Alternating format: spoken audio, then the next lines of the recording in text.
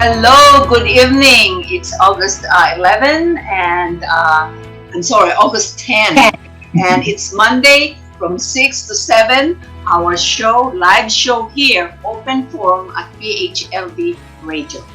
I am your host, Josie Harrison, and I have five co-hosts. But unfortunately, one of our co-hosts is still in the hospital recuperating, and I hope in 2 weeks he will be joining us, and that is none other than Cesar Elpidio. Cesar, if you are listening, I hope to see you soon, and we all miss you. But I will introduce to you who I have on my panel right now. I have Miss Charlotte Evans. I have Dolly De Leon. I have Sharon Tanyag. And I have Victoria Tambunting. And tonight, we are very lucky because I think we have the most intelligent person as a guest tonight. Holy macaroni. I'm telling you, when you hear his biography and his history of works that he has done in this world, in Germany, and everywhere here in the United States, you will be impressed because I am.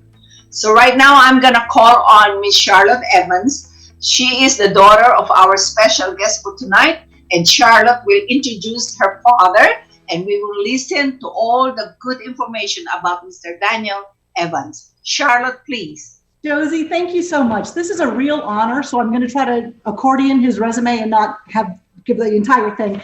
But I want you to have some background about my father, because our discussion today will be about socialism in America and what is happening this year that socialists are actually so powerful in the political discussion right now. So Daniel Evans is my father. I couldn't be more proud. Great dad, but he's a civic-minded man who, ever since I was born, he's always been giving back to the community. I'll tell you some of the things he's been doing. But he graduated in 1955 from high school, South Pasadena, San Marino High School. Those two cities were combined at the time.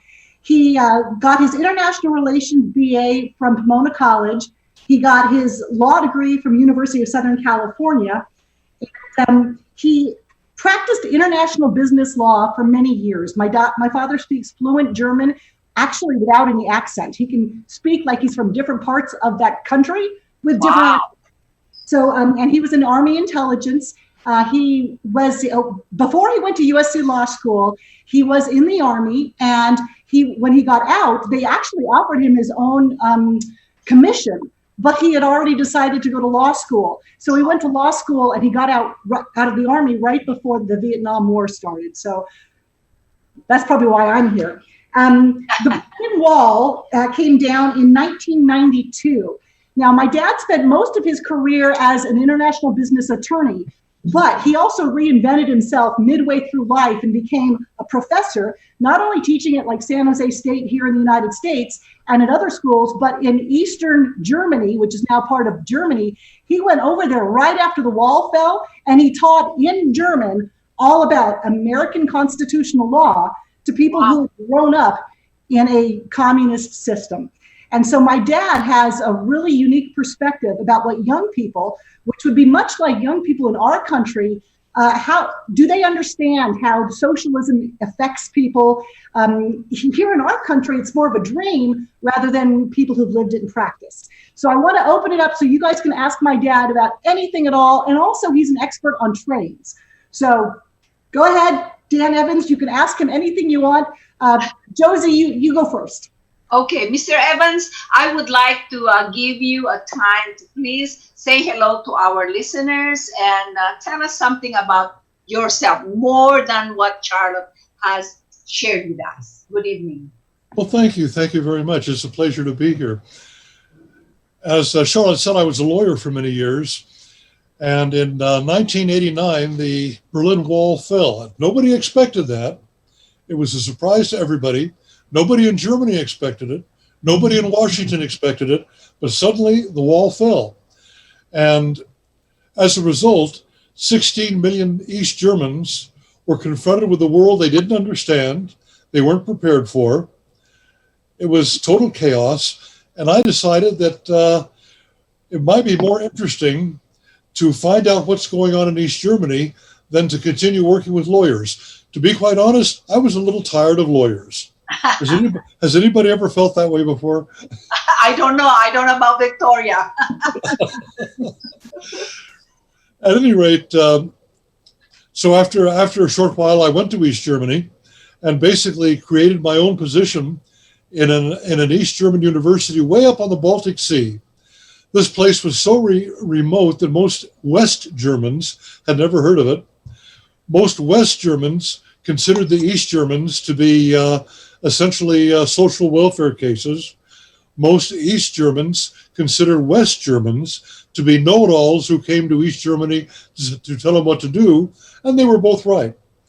I landed in the middle of this, and being neither West German nor East German, was actually accepted very well. Wound up teaching courses at a university called Greifswald, which is up on the Baltic Sea. And then a year later, I taught at another university on the German-Polish border, where the students were about 2/3 German and 1/3 Polish, which was fascinating to see the difference in attitude between the two peoples.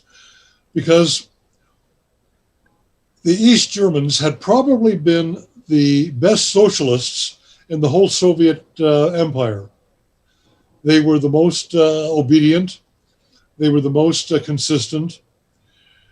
And suddenly they were let loose and did not know what to do. The most important thing that I learned after living there for a while was that it was criminal what the socialist system did to the mentality of the psychology of those people. The socialist system removed any sense of responsibility, removed any sense of initiative, free thinking. That was all not allowed. And suddenly you had 15, 16 million people who did not know how to make decisions, did not know how to express themselves, and really didn't know what they themselves thought. Over and over again, I ran into situations where people refused to accept responsibility. That's not my responsibility was something I heard over and over again. For a brief time, I was in a dormitory, and when I was in the dormitory, the toilet broke. That can be pretty embarrassing. So I went to the dormitory manager. Hey, manager, the toilet's broke. He said, that's not my responsibility. Well, whose is it? I don't know. I'm just the caretaker here. Well, aren't you responsible? No.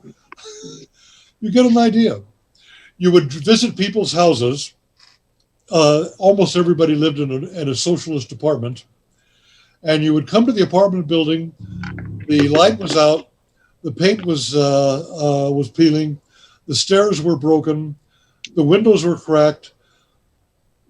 It was a mess. You finally get to the people's apartment. They open the door, and here is a lovely area inside. People are responsible for their own little area, but have no sense of responsibility for whatever is outside their own family.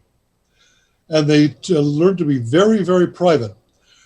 I wondered when I was driving around town at night, why is it that I see so many windows that have purple inside? And that's very odd. And I finally found out. It turns out that if you have a curtain and you shine purple light on it, somebody from outside cannot see what's on your television set. In other words, these people would watch West German television, but they would have the purple light on so the communist authorities couldn't see what they were doing. There was a massive effort by the communist authorities to get people to inform on each other. And today there are huge facilities in East Germany with files. Everybody had a file. Everybody was spying on everybody else. And after the wall fell, they began to open up some of these archives, and people could see who was spying on them. Well, it turns out that it was their husband or their wife was spying on them.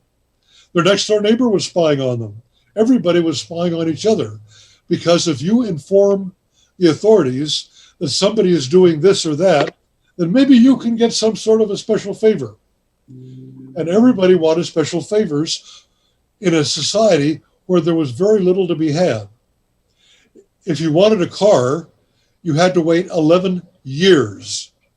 Oh, If you wanted to get a position in a university, you had to be on the right side of the communist authorities.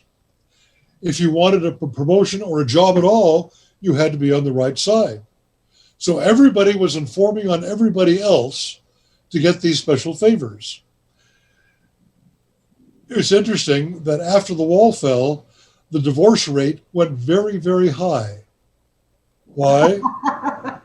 Partly because they got because married for a purpose, I guess. she was informing on me. Yeah, He was informing. yeah. Plus, if you wanted a good job, and if you wanted an apartment, they wanted you to be married because the socialist system wanted younger families to have younger children, which then the system took over. There were very highly organized kinderkrippen, in other words, nursery schools, where the state took over all the education. It was nice that you would have the child, but you turned the child over to the state for all of the education and the learning. They did not actually repress churches, but if you were active in a church, you could not get any of these goodies.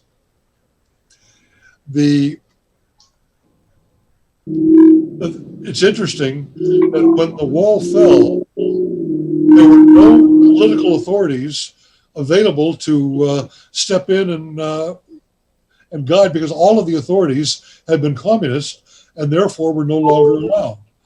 The very first leaders who came into position after the wall fell were Lutheran ministers because that area of Germany had been largely Lutheran.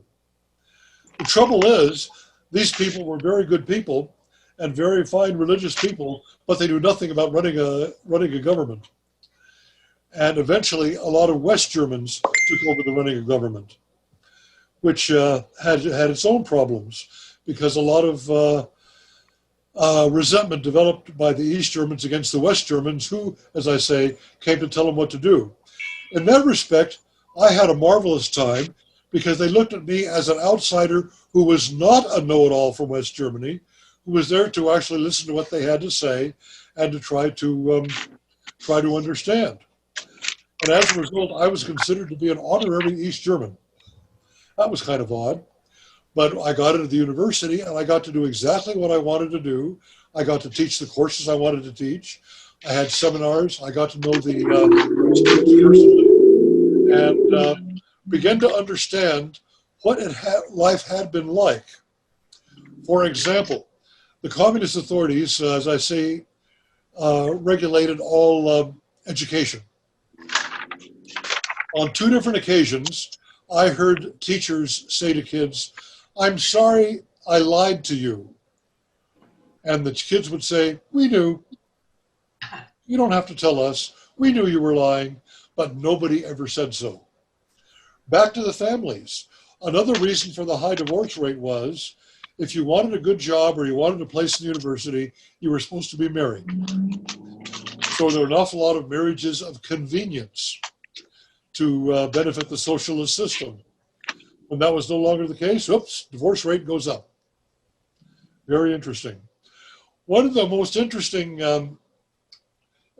stories I heard, I was at a banquet. It was not just a dinner, it was a real banquet of excellent food in Berlin. And I sat next to a woman who was married to an engineer. And this engineer had been a leader in this socialist engineering company. He was one of the few people who was able to make the switch. And his operation was taken over by a West German company. He had a good job and things were looking good. But this woman I sat next to in the banquet was terribly unhappy. And I spoke to her for about an hour and a half. I'll try to summarize. Why are you so unhappy? You now can travel. You can go to Italy. You can go to the Philippines. You can go wherever you like to go. You can say what you want. You can do what you want. Why are you so unhappy? And her answer is, there are just so many decisions I have to make that I didn't have to make before. The state made the decisions for you. Sure.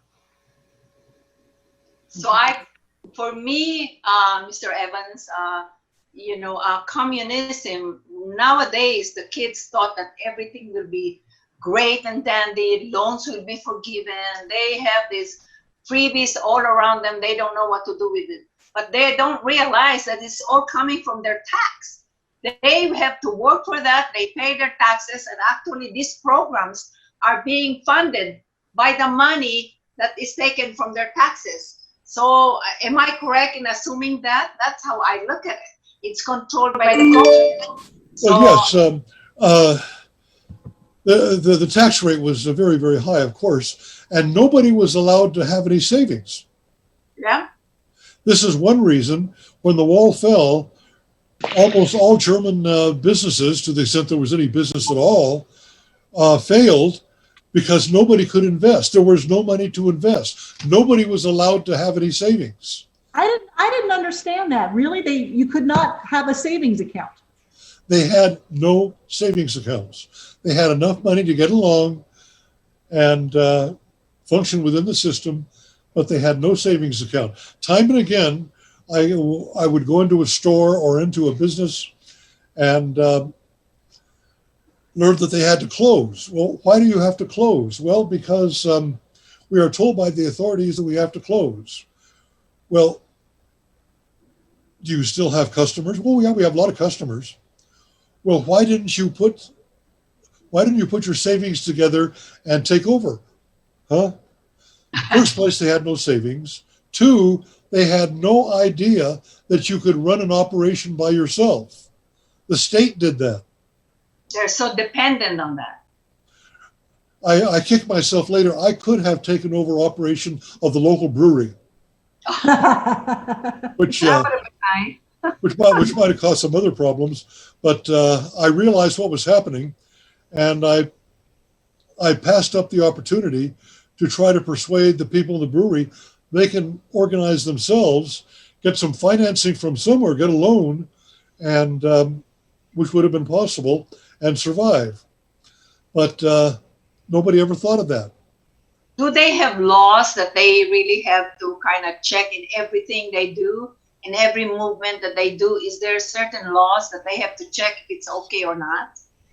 Everybody in East Germany was surrounded by people who were supervising.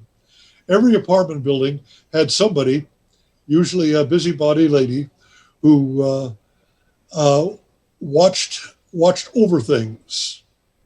And if you did anything unusual, you're going to be reported. Like I say, everybody was informing on everybody else.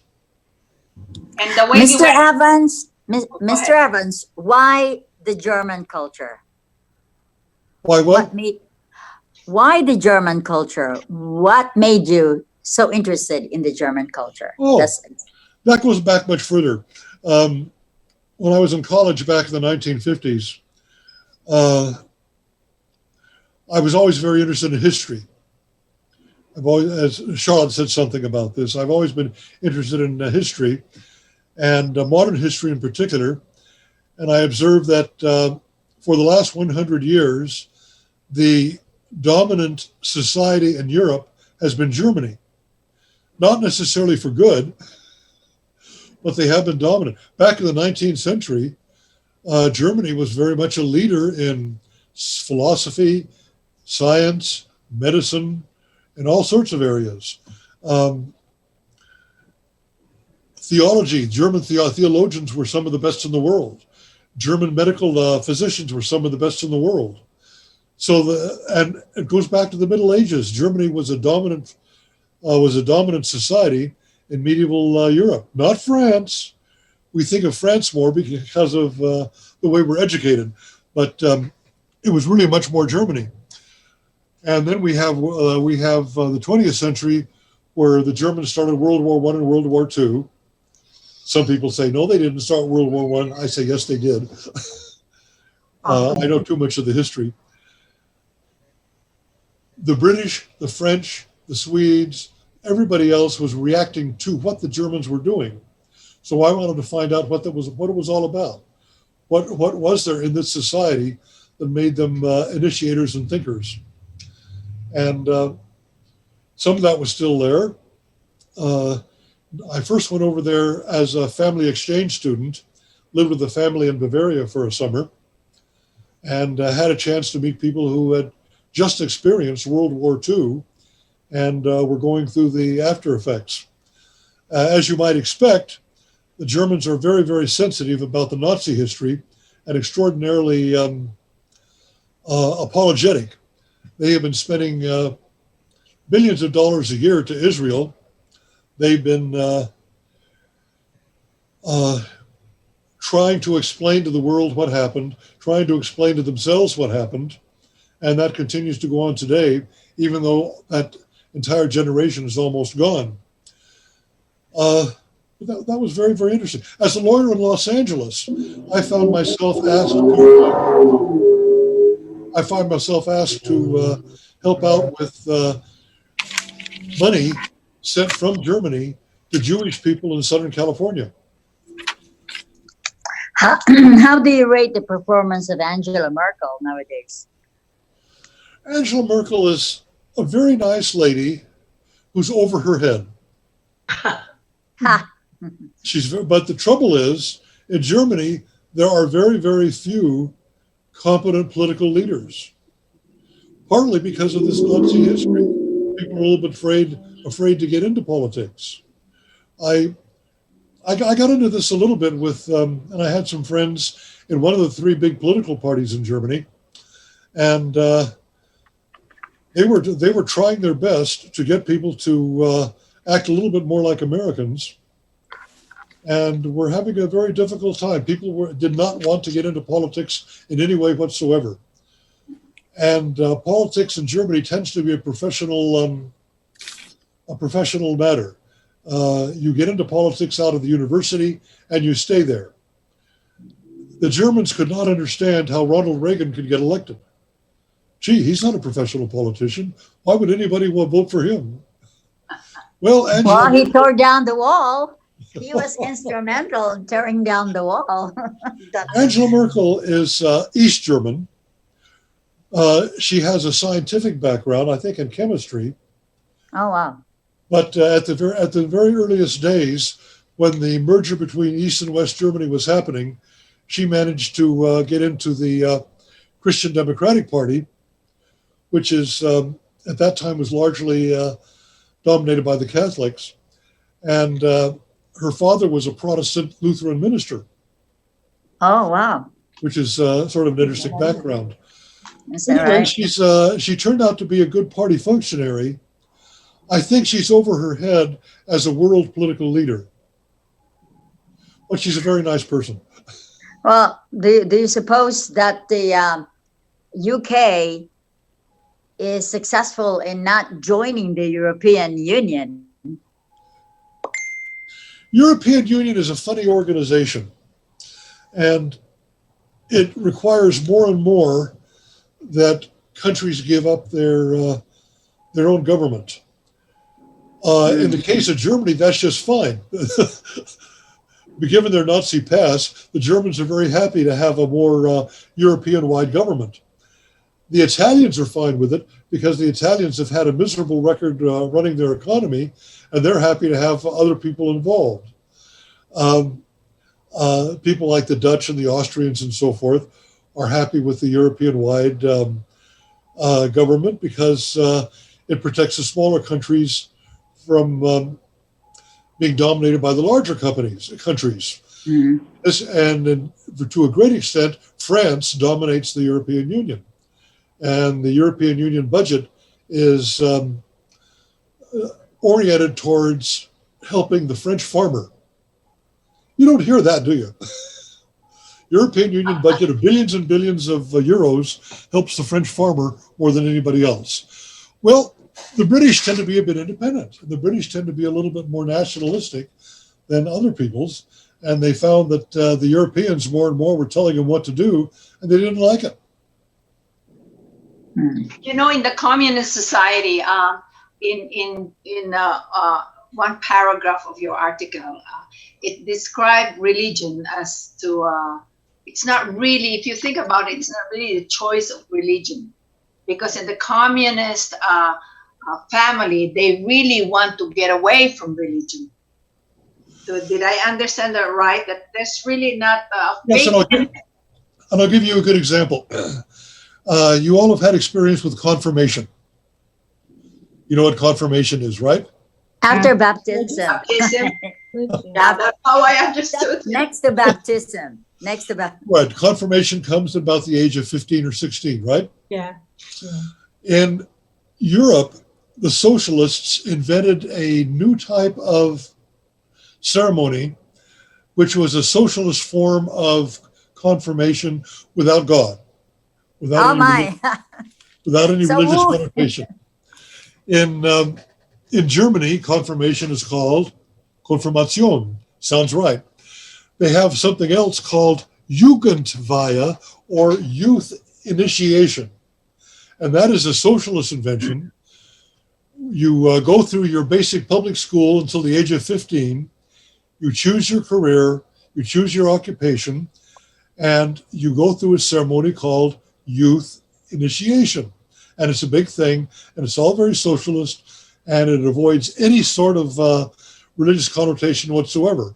Well, that still exists. And when I was in Greifswald, I was approached by a very lovely woman who said, "Would you please come and speak at our youth initiation?" I said, "What?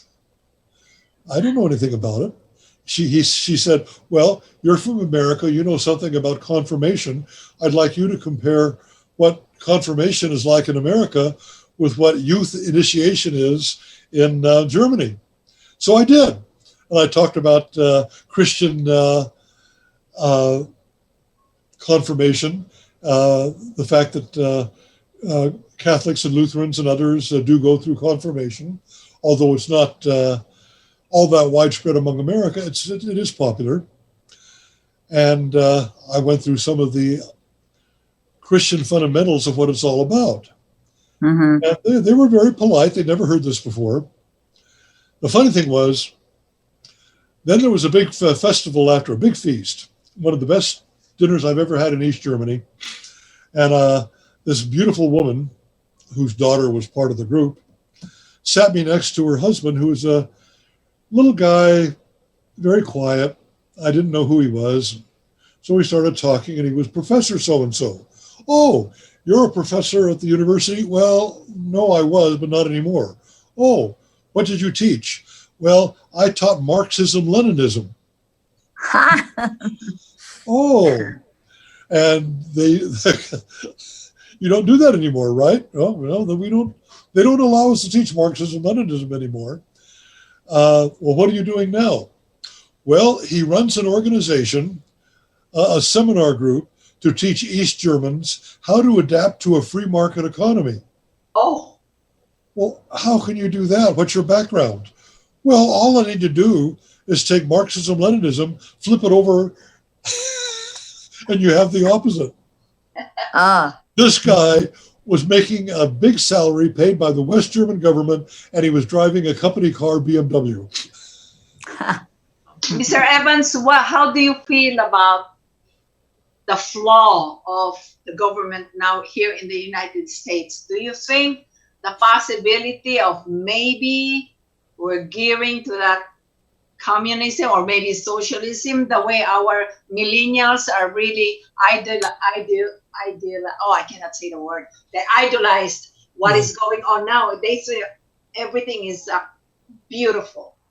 There is a danger. The danger is because a lot of our education for many years has been done by essentially socialist educators in the university level. I know that to an extent because I taught at one of the state universities in California and got to know some of the people who had been teaching all these years. And they tended to be socialist oriented. They were not able to be successful out of the real economy, so they taught. And they were teaching kids all about how wonderful socialism is. And socialism has always been a bit of a siren song. Oh, isn't it wonderful? Everybody will be equal and everybody will share all the goodies equally. And this has been a siren song for thousands of years. Um, the ancestors of my church, the Congregational Church, were the Pilgrims. The Pilgrims who landed in Plymouth Rock in 1620. What did they do? They first set up a communal organization where everybody owned the land and everybody operated the farms together. It didn't work. And after 2 years, they went to private ownership of land, and suddenly everybody prospered. In other words, this is nothing new. But our education system has been pushing this for some time, and we have a whole generation or two generations of university-educated kids who think that socialism is a viable system. It's not. It has never, ever worked anywhere. And in many places where it's been tried, it's been brutal. And I can tell you about some of the brutality I learned about in East Germany where it was done there. That hundreds and hundreds of people were murdered trying to get into West Germany. Thousands of East Germans lost their position, lost their homes, lost their marriages because they refused to conform to the socialist system. Socialists demand conformity. And if you're going to survive in a socialist system, you must conform. You must give up your individual ideas, your individual thinking. It does not work. Socialists must conform to the socialist mentality. Agenda. Yeah. Just does not work. Mr. Evans, I would like to ask you, because I just heard over the radio that Germany is #1, the most admired country now in the world. And US is just second. What do you think is the difference? Why is yours second to Germany? What does Germany have that is so admirable to other people? Right now, they're not causing any problems. Okay, That's the only difference. Right now, they're not. The French are causing problems. The British are causing problems. The Americans are causing problems. The Germans are sort of sitting quietly, going about their business, and they're not making any waves at the moment. They're not threatening the Poles. They're not irritating the French. And they have a political leader who's a very nice lady. Therefore, I think that's partly political. You look at the psychological image of Angela Merkel and Donald Trump, and on the one hand, you have a very nice lady who is well-mannered, and on the other hand, you have somebody who irritates people. He's just what he is. He's just being him. That's right. Hey, I have a question. With what's happening right now with all the unrest, the civil unrest in places like Portland and Seattle, which kind of skew more on the socialist end, do you see any parallels at all between what was happening before Hitler came to power, but when his group of fanatics, everybody thought that it was a joke initially? Do you see any similarities there? Yes, to an extent. Similarities are never completely 100% correct, but there is a similarity. And in Portland and Seattle in particular, you have violent agitators dominating the streets and dominating the press. And you can say peaceful protests all you want, they are violent demonstrations. And there's been quite a bit of brutality in these violent demonstrations. You heard, of course, about the black reporter who was stabbed because he wasn't conforming. Well, let's go back to 1930, 1931 in Germany. After the worldwide depression hit, and Germany was very, very hard hit by the depression, something like 25 to 30% of people were out of work. It was a major disaster for Germany. And the German communists were demonstrating in the streets. They were demonstrating very much like the Antifa people are demonstrating in Seattle and Portland today.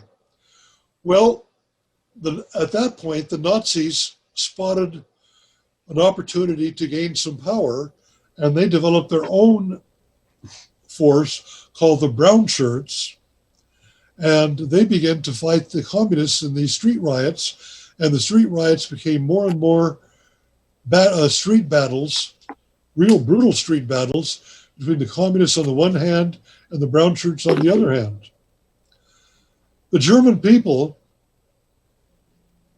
were sick of it. They were, of course, very depressed because of the Depression, but they also wanted the violence to stop. And some people came up with the idea we have to suppress one or the other. And Hitler and the Nazis persuaded the industrialists, persuaded the middle classes that they had a better chance than anybody else of getting rid of the communist street riots.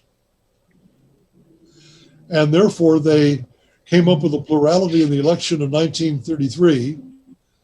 And sure enough, real quickly, the Brown Shirts managed not only to fight the communists in the streets, but to arrest them and throw them in prison camps.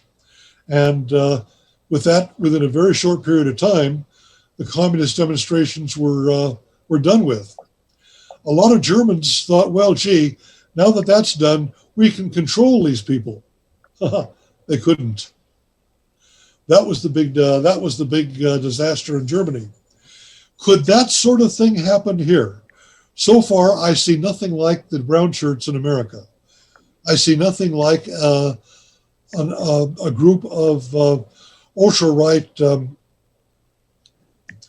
gangsters fighting the socialists in the streets. That just hasn't happened.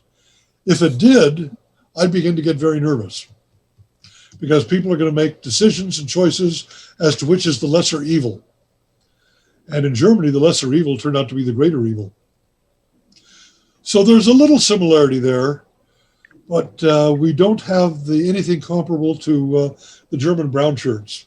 By the way, the Brown Shirts enabled Hitler to come to power, and after he consolidated power, guess what? He got rid of the Brown Shirts. And they were socialists. They were a threat to The his order. Nazis were socialists. Pardon? The Nazis were socialists. Yes, they were. They were National Socialists. Mr. Oh, Evans, that's what Nazi means. yeah, I'm sorry? question, Mr. Evans. So Okay, go ahead, Sharon. was East Germany a socialist country or a communist country? And what's the difference? Well, I call it socialist. They call it communist because it was dominated by the Soviet Union, and the Soviet Union Communist Party controlled it. The Communist Party in East Germany was not called communist. It was the Socialist Unity Party. So they call themselves socialists. Mr. Evans, Mr. Yes. Evans, is there a distinct similarities or difference between Chairman Mao's communism and Karl Marx's socialism? And did Mao become a Marxist? That's my question. Well, I don't see a great deal of difference between Mao Zedong and Karl Marx. I don't see a great deal of difference between him and Stalin. The Chinese model changed greatly when Deng Xiaoping came to power and decided that that he should do less forcing of people to conform to certain norms and open up the society. And as a result of that, China quickly became very prosperous. The trouble now is they have a leader by the name of Xi, who is basically going back to what Mao was. And Mao was very, very much a Marxist leader in the model of. He did follow Lenin also as well, didn't Very he? much so. Very much so. Between Marxism and Leninism. Chairman Mao. I went to the University of Greifswald in 1992, and they had just changed there had been a law school there, but when the Soviets came in 1945, they abolished the law school, and made the law school an Institute of Marxism-Leninism. Oh my. And there were 22 professors teaching Marxism-Leninism. Well, they Wow. had got rid of that when I got there. So it was interesting timing. I arrived, there were only 5 professors there teaching hundreds of students. So they needed me. Mr. Evans, do you think this is possible here in the United States? Do you think we will turn into socialism, our government, the way it is now? It looks like they're already dictating everything they want to happen. Now when Trump is there. I'm afraid it is possible. Fortunately, Americans like to think for themselves, but that's not what we see in Portland and Seattle, is it? Nope. So yes, it is a problem. Because, as I say, so many left-wing academics have been indoctrinating our kids for decades that socialism is great, everybody's equal, everybody shares in all the goods, we can get rid of all the rich people, and everybody's going to have a good time. Well, it's not what happens. Well, I think that the reason why these young people at the universities are embracing socialism is because they define socialism as something that everything is free education, free housing. It's not that easy.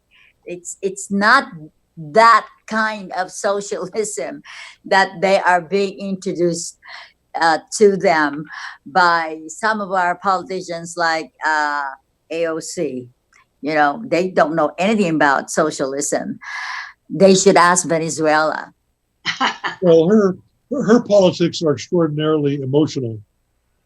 And what was the word? I didn't get it. Emotional. Emotional? Her politics are emotional, and Wow. It's very difficult to discuss economics, business, capital formation, etc., with somebody who's that emotional. So yeah, Exactly.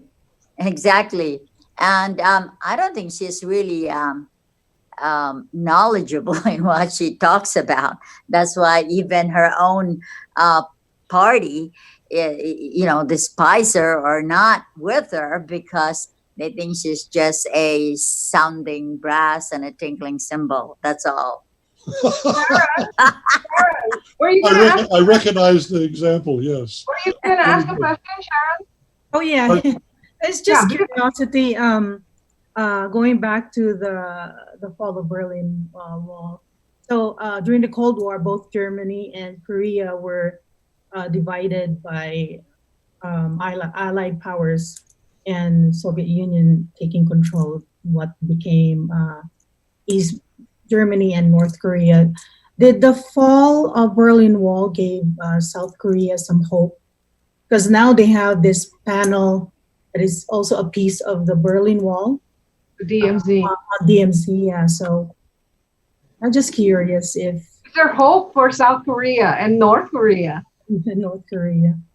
One day I was on a train in East Germany, and sat down in a compartment on the railroad, and there were 5 Koreans in the compartment, and they were very embarrassed that I sat with them because it turns out that they were a group of South Koreans investigating East Germany to come to their own conclusions as to how a communist society is able to adapt to a free market society. Interesting. Wow. North Korea, South Korea. Very interesting. Mr. Evans, you speak very fluent German. Pardon? How long have you speak very fluent German? According, to the introduction. Did you learn that professionally before you went to teach in Germany? Because did you teach in English or German? I taught in German. Wow, that's very, very impressive. I taught American constitutional law in German.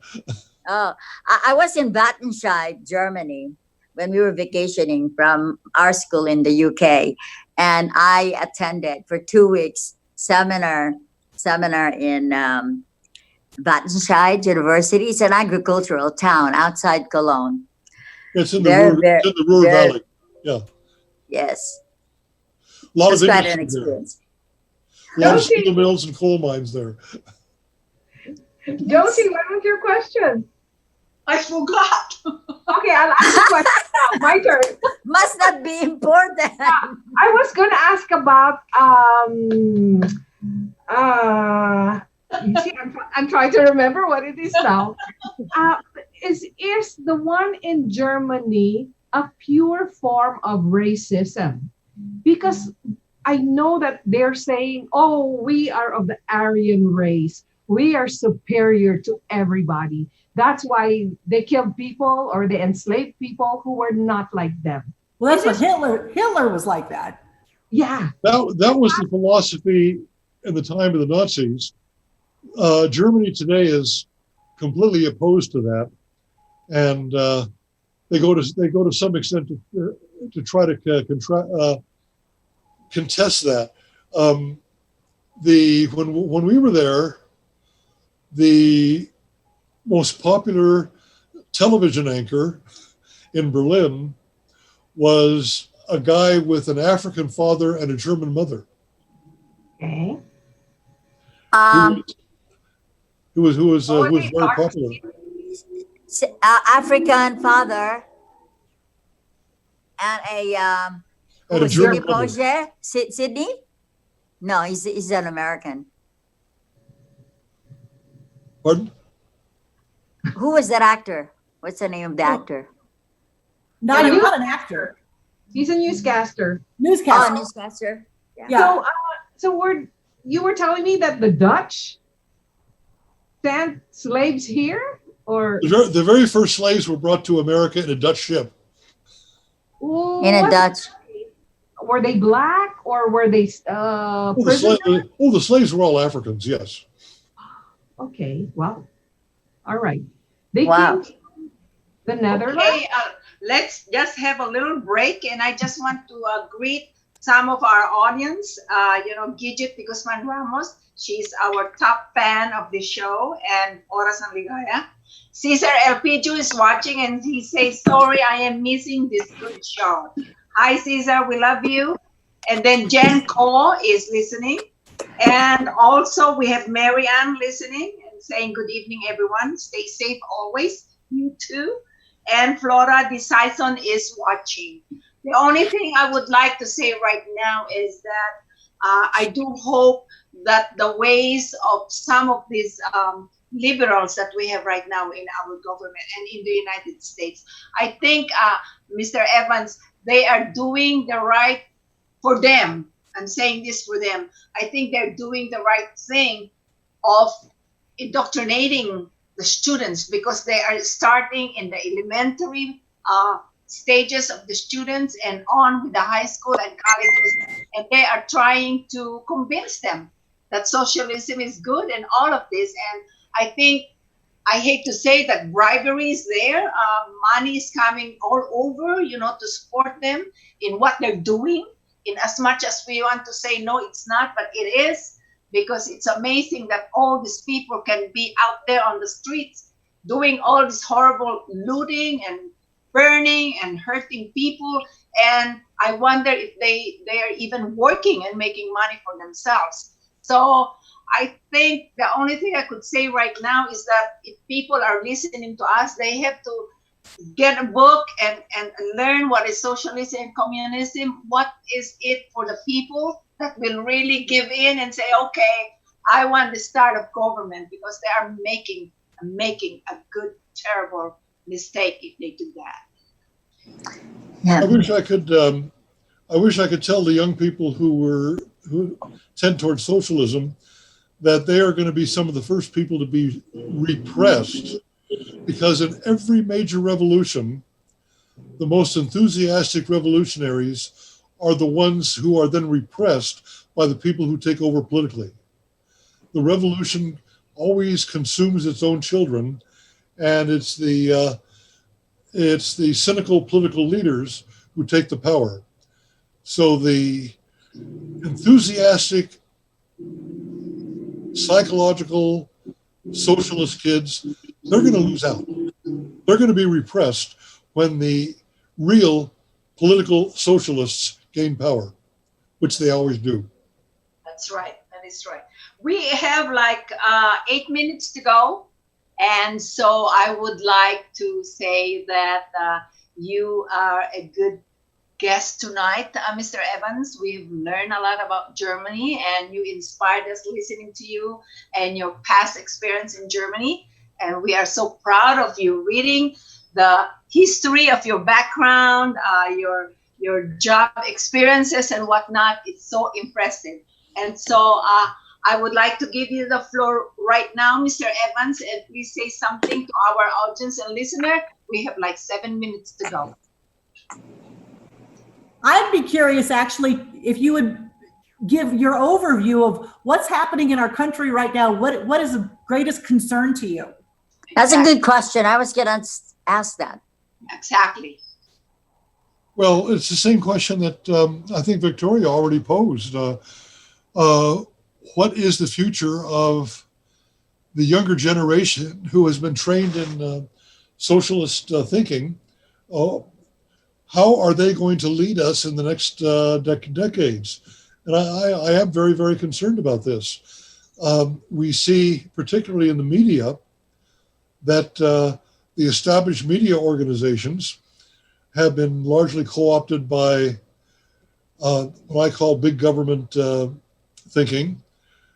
We have allowed a power center in Washington, D.C. to develop into an extraordinarily large power center that more and more is governing all sorts of aspects of American life. And we have these young socialists coming in from the universities who want to expand that. That's all, to me, very, very dangerous. And most of all, there is the thought that many of these people are trying to overcome or overthrow 250 years of American experience and history. In my opinion, the formation of the Constitution of the United States was one of the more extraordinary miracles that has ever happened. Some rather ordinary people came up with some extraordinarily brilliant ideas about how to diffuse power among various different people so that no one person, no one party, no one organization has power over everybody else. That's what the Constitution does. It divides power among various different bodies.